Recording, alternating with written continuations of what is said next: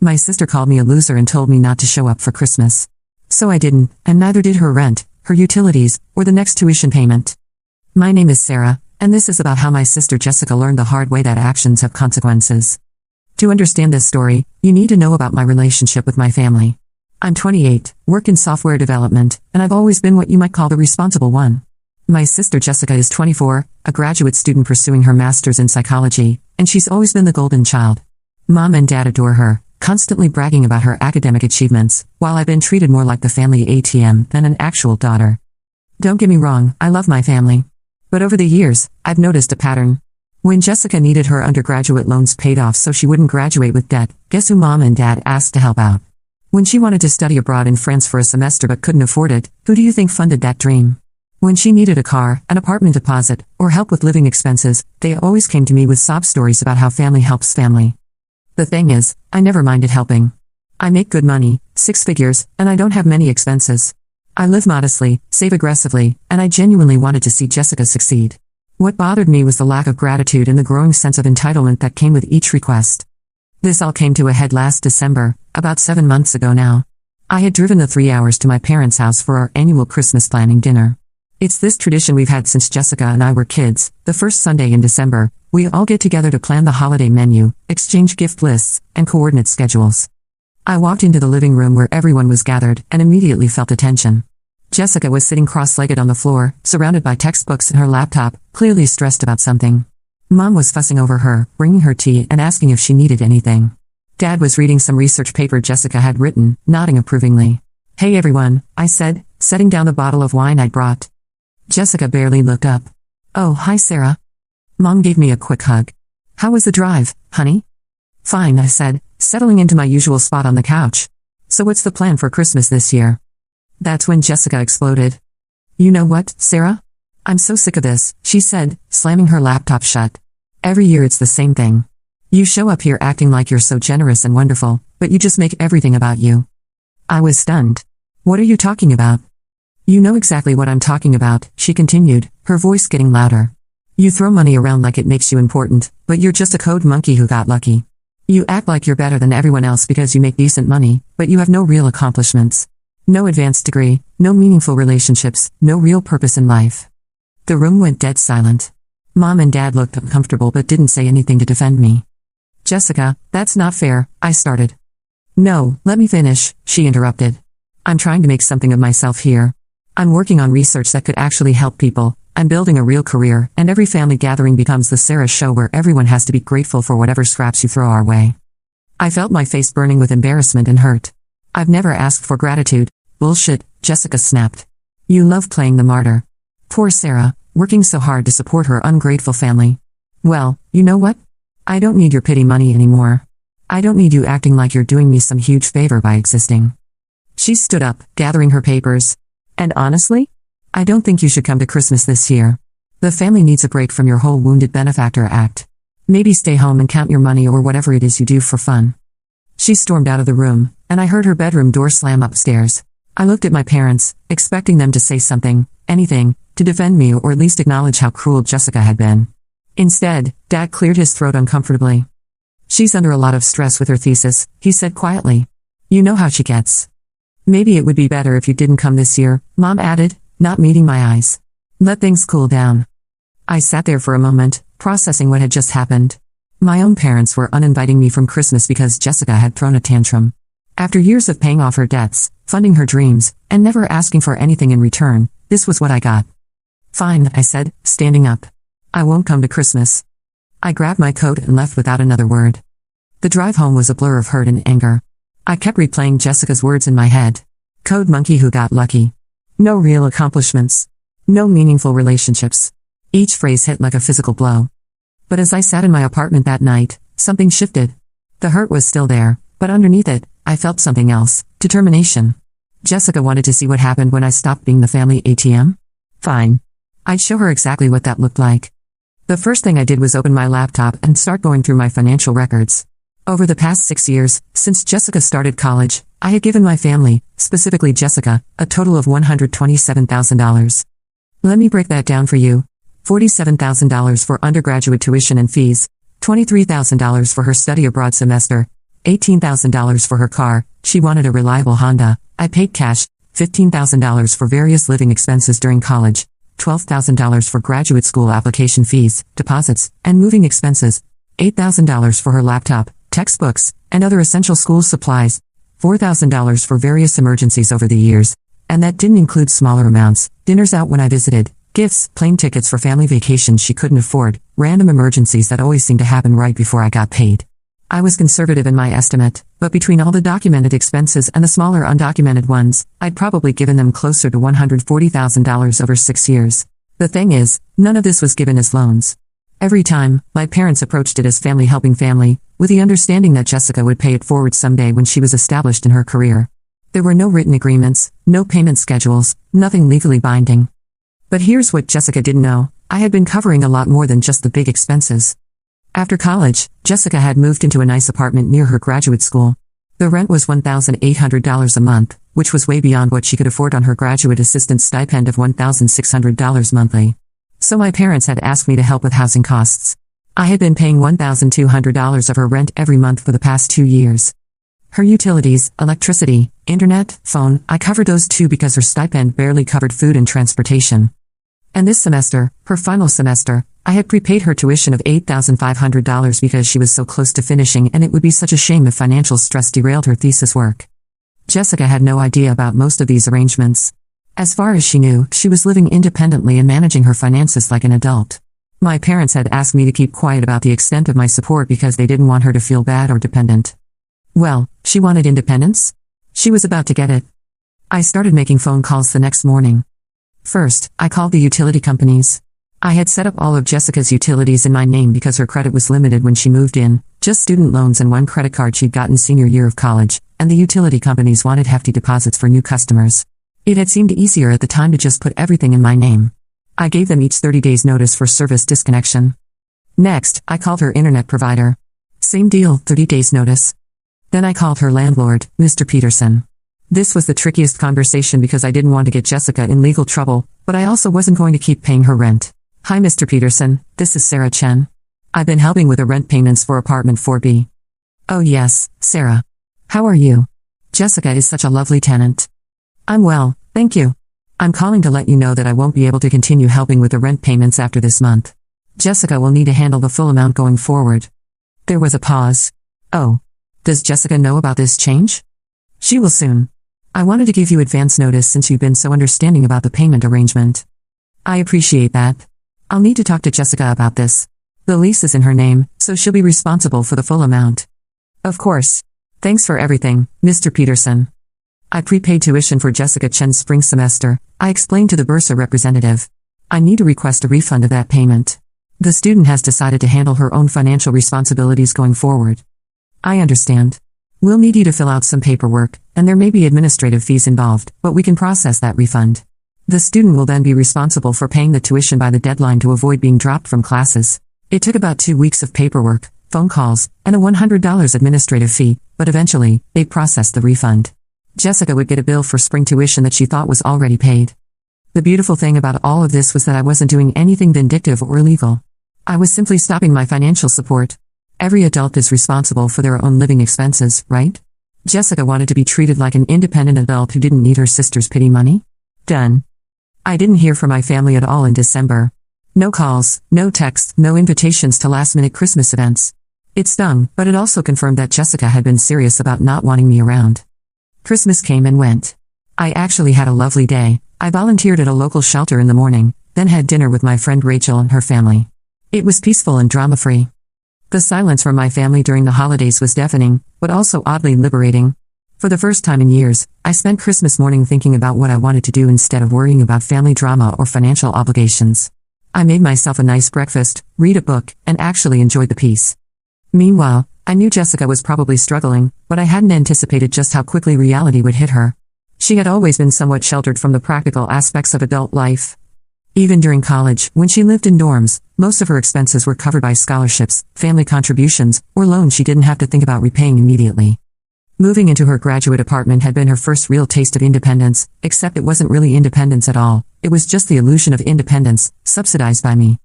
I found out later that the first crisis hit on December 30th, When Jessica came home from visiting a friend to find her apartment freezing cold. The heat had been shut off. She called the gas company, confused and panicked, only to be told that the account had been closed per the account holder's request. But I'm the tenant, she had protested. Ma'am, the account is in the name of Sarah Chen. If you'd like to set up service in your name, we can do that, but you'll need to pay a deposit and connection fees. That's when Jessica started to piece together that something was very wrong. She called the electric company and got a similar story.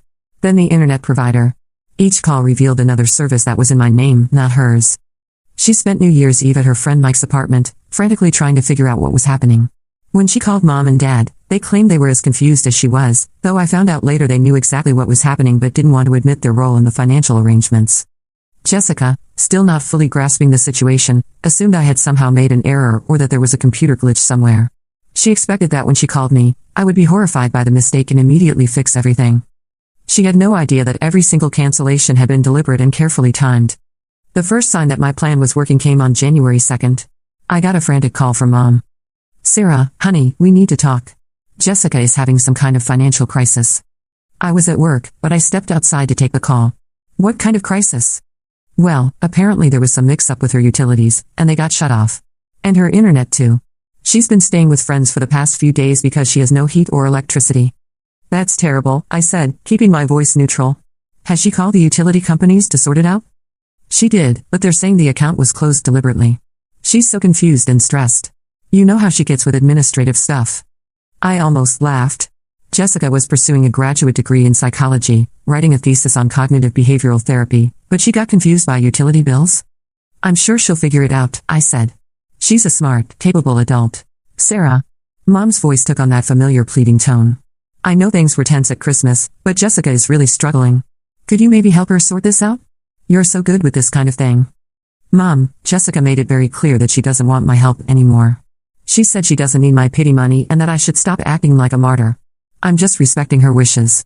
She didn't mean it like that. She absolutely meant it like that. She told me not to come to Christmas, and you and Dad agreed. So I'm giving everyone what they wanted, space from me and my money. There was a long silence. Sarah, please. She's your sister. Yes, she is.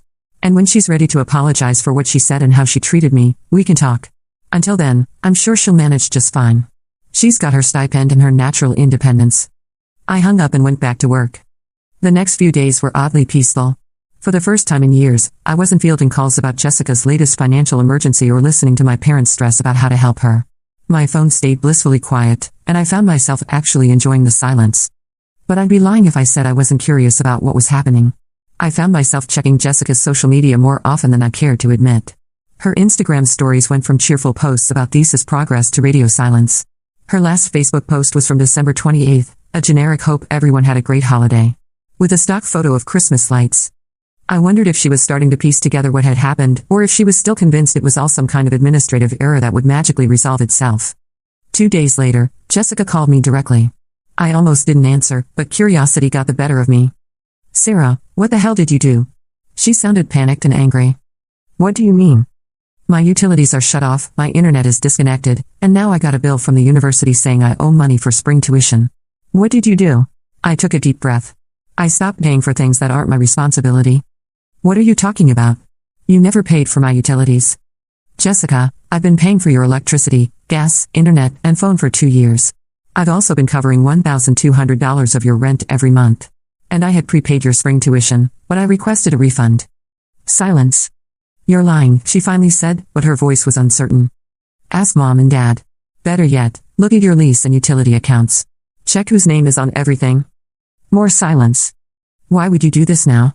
She whispered. Because you told me you didn't need my pity money anymore. You called me a loser with no real accomplishments and said I shouldn't come to Christmas.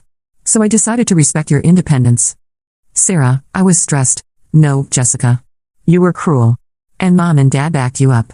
You all made it clear that my contributions weren't valued or even acknowledged. So I stopped contributing? You can't just cut me off like this. I have bills due, my thesis defense is in 2 months. You have a stipend. You have the same income thousands of other graduate students manage to live on. You'll figure it out. Sarah, please. I'm sorry, okay? I didn't mean what I said at Christmas. Which part didn't you mean? The part where you called me a code monkey who got lucky? The part where you said I have no real accomplishments? Or the part where you said I shouldn't come to Christmas because the family needed a break from me? She was crying now. I was just stressed about my thesis and you decided to take it out on the person who's been funding your life for 6 years. The person who paid off your undergraduate loans, funded your study abroad, bought your car, and has been secretly covering most of your living expenses. I didn't know about the rent and utilities, because Mom and Dad asked me to keep it quiet so you wouldn't feel dependent. Ironic, isn't it? Sarah, I can't afford my rent without your help. I'll get evicted. Then maybe you should have thought of that before you decided you didn't need my pity money. Please, I'm begging you. I'll do anything. I'll apologize to everyone, I'll make it right. Jessica, I'm not doing this to punish you. I'm doing this because you made it clear that my financial support was unwanted and unappreciated. You wanted independence, and I'm giving it to you. But my thesis will get written or it won't. That's up to you now. I hung up. Over the next week, I got calls from everyone. Mom, Dad, even some of Jessica's friends who somehow got my number. Everyone had the same message: I was being too harsh, Jessica was sorry, families should forgive and forget.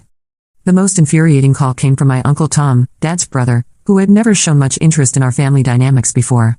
Sarah, your father told me what's happening with Jessica, he said in that patronizing tone he used when he thought he was being wise. I know she said some hurtful things, but cutting off a young woman's utilities in the middle of winter? That's dangerous, sweetheart. Uncle Tom, Jessica is 24 years old with a graduate degree. She's perfectly capable of calling utility companies and setting up accounts in her own name. That's what every other adult in America does. But she's family.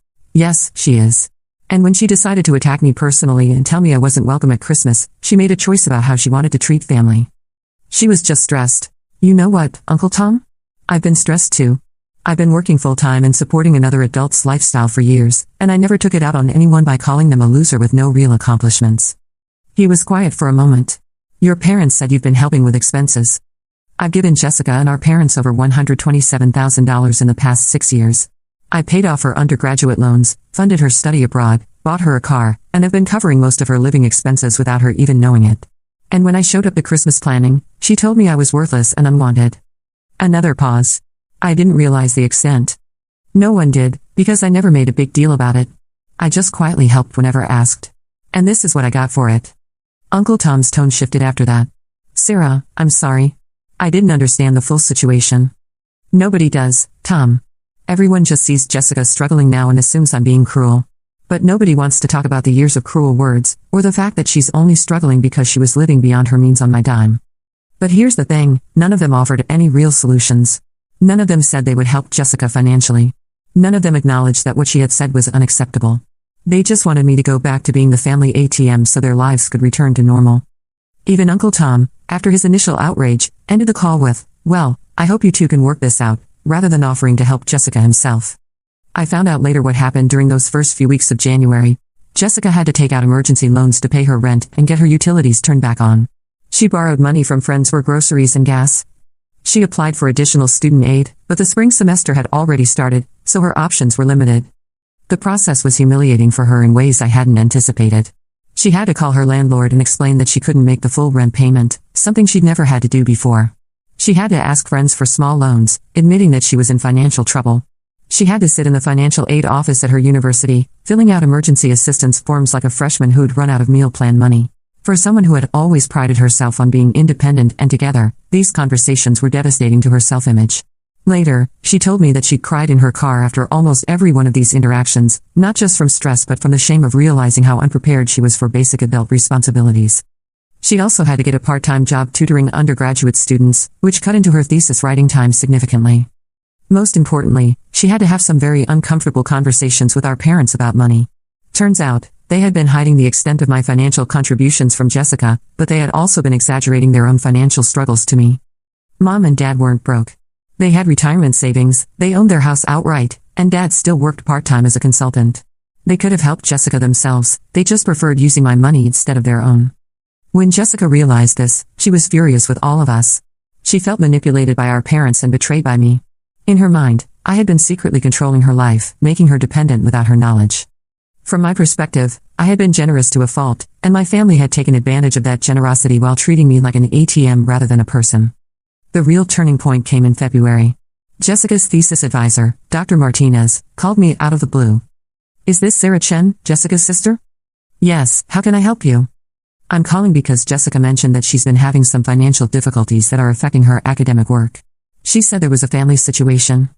I sighed. Dr. Martinez, I appreciate your concern, but this is really between Jessica and me. I understand, but I wanted you to know that Jessica is one of my most promising graduate students. Her thesis research on trauma-informed therapy for adolescents could make a real difference in the field. It would be a shame if financial stress derailed her at this point. That stopped me short. Her thesis is on trauma-informed therapy? Yes, specifically working with teenagers who have experienced family dysfunction and neglect. Her research could help a lot of kids who don't have support systems. I felt something twist in my stomach. I didn't know that. She's very passionate about it. She's mentioned wanting to work with low-income families after graduation, kids who can't afford traditional therapy. It's really admirable work. After I hung up, I sat in my car for a long time thinking. I had been so focused on Jessica's words and actions that I hadn't really considered what she was actually studying or why. Trauma-informed therapy for kids from dysfunctional families? That hit close to home in ways I wasn't ready to examine. But I still wasn't ready to just forgive and forget. Words have consequences, and Jessica needed to understand that. The next breakthrough came in March. I got a text from Jessica. Sarah, I know you probably don't want to hear from me, but I need to tell you something. I talked to Mom and Dad about everything, all the money you've given over the years, how they asked you to keep it secret, all of it. I had no idea how much you've sacrificed for me. I'm not asking for anything, I just need you to know that I understand now how badly I screwed up. I didn't respond immediately, but I was curious. A few days later, another text, I got a job at the campus writing center. It doesn't pay much, but it's helping. I also applied for a research grant that might cover some expenses. I'm trying to figure this out on my own like you said I should. Then Mom told me about all the times they asked you for money when I was in college. I always wondered how they could afford to help me so much. I feel like such an idiot. And finally, I know I have no right to ask, but could we maybe talk? Not about money. I just miss my sister. That last text got to me. Despite everything, I missed her too. We met at a coffee shop halfway between our cities. Jessica looked tired and stressed, but also more mature somehow. Less entitled, more thoughtful. Thank you for meeting me, she said as we sat down with our drinks. You said you wanted to talk? I did. I need to apologize, and I need to explain, but mostly I need to apologize. She took a deep breath. Sarah, what I said at Christmas was unforgivable. I called you names, I dismissed your career and your life, and I basically told you that you weren't welcome in our family. There's no excuse for that. I nodded but didn't say anything. I was stressed about my thesis, and I was feeling overwhelmed, but that doesn't justify taking it out on you. Especially not you, considering everything you've done for me over the years. Jessica, did you really not know about the rent payments? The utilities? She shook her head. I swear I didn't. I knew Mom and Dad were helping me, but I thought it was coming from them. When you told me you'd been paying for everything, I called them to ask why they'd hidden it from me. What did they say? They said they didn't want me to feel guilty or dependent, and they thought it would be easier if I just focused on school. But Sarah, they also admitted that they'd been exaggerating their financial situation to you. They're not broke. They could have helped me themselves. That confirmed what I had suspected. Why didn't they? Because it was easier to ask you. You never said no, you never made them feel guilty about it, and it didn't affect their lifestyle at all. We sat in silence for a moment. I'm so angry at them, Jessica continued. But I'm angrier at myself. Even if I didn't know the details, I knew I was getting help from somewhere. I should have asked more questions. I should have been more grateful. I should have treated you better. Yes, you should have. I know. And I know saying sorry doesn't fix anything. You trusted me and our parents, and we all let you down in different ways. Jessica, it wasn't just about the money. It was about respect. You made me feel like I was worthless, like my only value to the family was as a source of funding. She started crying. That's not true. That's not how I see you at all. Then why did you say those things? Because I was jealous, she whispered. I was jealous of your independence, your success, your ability to just handle things without falling apart. I felt like such a failure next to you, and instead of dealing with those feelings, I lashed out. This was not what I had expected to hear. Jessica, you're getting a master's degree in psychology. You're doing research that could help people. How does that make you a failure? Because I'm 24 years old and I can't even pay my own rent. Because I've been living in this bubble where everything was taken care of for me, and I didn't even realize it. Because you've been supporting me for years, and instead of being grateful, I resented you for being more successful. I felt my anger starting to soften, but I wasn't ready to let go of it completely. So what happens now? I asked. I don't know. I hope someday you can forgive me, but I understand if you can't. I hope we can rebuild our relationship, but I know that's up to you. What I can tell you is that I'm not going to ask you for money anymore, and I'm not going to let Mom and Dad do it either. What do you mean? I told them that if they want to help me financially, it needs to come from them, not from you. And any help needs to be transparent, no more secret arrangements or hidden subsidies. How are you managing? It's hard, she admitted. I'm working 20 hours a week, I had to move to a cheaper apartment, and I'm living on ramen and peanut butter sandwiches most days. But I'm managing. And honestly, it feels good to know that I'm actually supporting myself. What about your thesis? It's taking longer than I hoped because of the work schedule, but Dr. Martinez is being flexible. I might graduate a semester later than planned, but I'll graduate. We talked for another hour. Jessica told me more about her research, her career plans, and her growing understanding of how privileged and sheltered her life had been. I told her about my work, my friends, and how hurt I had been by the whole Christmas situation. It wasn't a complete reconciliation, but it was a start. Over the next few months, we rebuilt our relationship slowly. Jessica would text me updates about her thesis progress or funny stories from her tutoring job. I would share details about projects at work or books I was reading. We didn't talk about money or family drama, we just talked like sisters. The real test came in May, when Jessica defended her thesis. She had invited me to the defense, but I wasn't sure if I should go. We were getting along better, but I didn't want to send mixed signals about our relationship. In the end, I decided to go. Not because I had forgiven everything, but because I was genuinely proud of what she had accomplished. The thesis defense was impressive. Jessica presented her research on trauma-informed therapy with confidence and expertise. Her work focused on helping teenagers from chaotic family situations develop coping mechanisms and build healthy relationships. The irony wasn't lost on me. After the defense, we went out for dinner, just the two of us. Jessica had passed with flying colors and would graduate in 2 weeks. I'm proud of you, I told her over dessert. Thank you. That means everything to me. What's next? I got accepted to a PhD program at State University, she said. Full funding, tuition waiver plus a research assistantship that pays enough to live on. Jessica, that's amazing. I also got offered a job at a community mental health center, working with at-risk teens. It doesn't pay as much as the PhD program, but it's exactly what I want to do. Which one are you choosing? The job. I'm tired of being a student, and I want to start actually helping people. I smiled. I think that's the right choice. We finished dinner and walked to our cars. As we were saying goodbye, Jessica turned to me. Sarah, I need to ask you something, and I want you to be completely honest. Okay. Do you think you'll ever be able to fully forgive me for what I said at Christmas? I thought about it. I don't know. What you said really hurt me, and it changed how I see our family dynamics. But I'm proud of the person you're becoming, and I want us to have a relationship. Even if it's different than before? Maybe different is better. Maybe we needed to have this crisis to build something more honest. She hugged me, and for the first time in months, it felt natural. That brings me to now, 7 months after that terrible Christmas confrontation. Jessica graduated with her master's degree and started her job at the Community Mental Health Center. She's living in a tiny apartment, driving her Honda Civic with 200,000 miles on it, and learning to budget like a real adult. Our parents and I are still working things out. They've acknowledged that they took advantage of my generosity and that they handled the whole situation poorly. They've also started being more honest about their own finances and their ability to help Jessica when she needs it. Most importantly, they invited me to Christmas this year, and Jessica personally called to make sure I knew I was wanted and welcome. As for Jessica and me, we talk regularly now. Our relationship is different, more equal, more honest, and based on mutual respect rather than financial dependence. She's never asked me for money since that day in January when I cut off her utilities, and I've never offered. She's still paying off the emergency loan she had to take out during those first few months, but she's managing. She's even started a small emergency fund, which she's ridiculously proud of. The other day, she sent me a photo of her first paycheck from the mental health center with a caption, "Look, I'm a real adult now." I laughed and texted back, "You always were. You just needed to prove it to yourself." Do I regret cutting off financial support so abruptly? Sometimes. It was harsh, and it caused Jessica a lot of stress during an already difficult time in her life. But I don't regret standing up for myself. I don't regret demanding respect and appreciation.